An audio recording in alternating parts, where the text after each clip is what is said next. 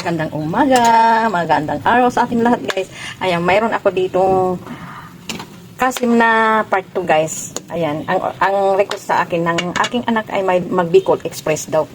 So ayan, ang sariling version ko to guys, dahil nga syempre para less tayo sa mantika or cholesterol, akin muna ito pakukuluan at magkakatas yan ng sarili niyang mantika. At yung mantika niya guys, ayun ang ipanggigisa natin sa mga ricado, tulad nitong bawang, sibuyas at siling labuyo. Walang nabili ang inutusan ko ng siling green at hindi nagkasya yung pera na pinadala ko guys, 100.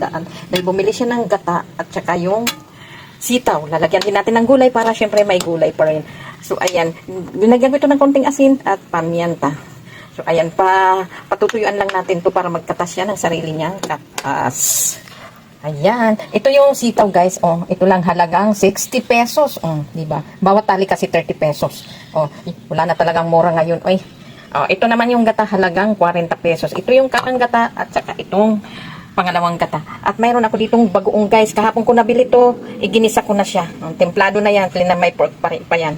Ayan, bagoong kong karni. So ayan, ito yung panglalagay natin. So ayan guys, nagkakasin siya ng sarili ng kata.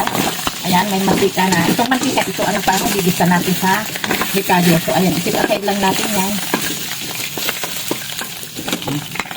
Lagyan na natin itong bawang.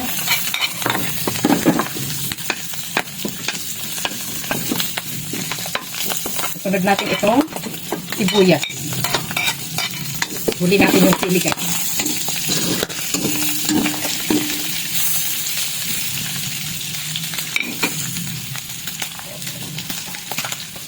Tapos ilagay na rin natin yung ginisang bagoong.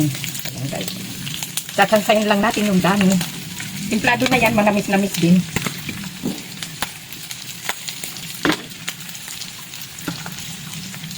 Ilagay na rin natin itong sisang.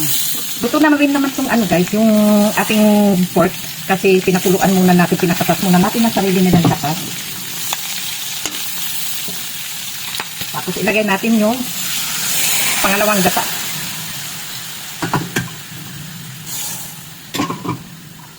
Tapos lagyan natin ng ano guys, pamintang pino yun.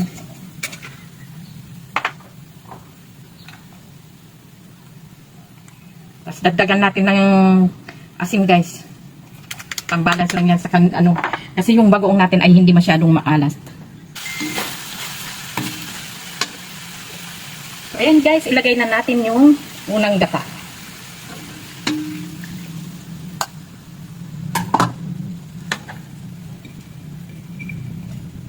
At ilagay na rin natin itong siling labuyo. Hindi ko na hiniwa-hiwa guys kasi tinikman ko may sipang anghang na. Dahil yun nga yung kinisang bagoong ko ay may sipang anghang na siya. Linagyan ko na kasi yun ng siling labuyo.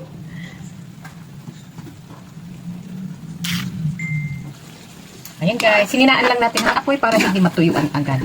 Diba? Yummy!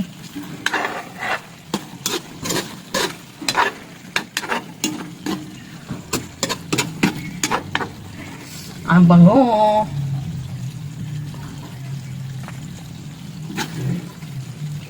Dan na. Kayo ano ba mga linuto niya? Ito na ang ating Bicol Express. Kain na na. Maraming salamat sa panunood.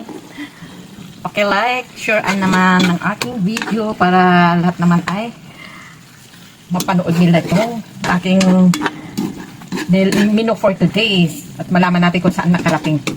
Thank you so much.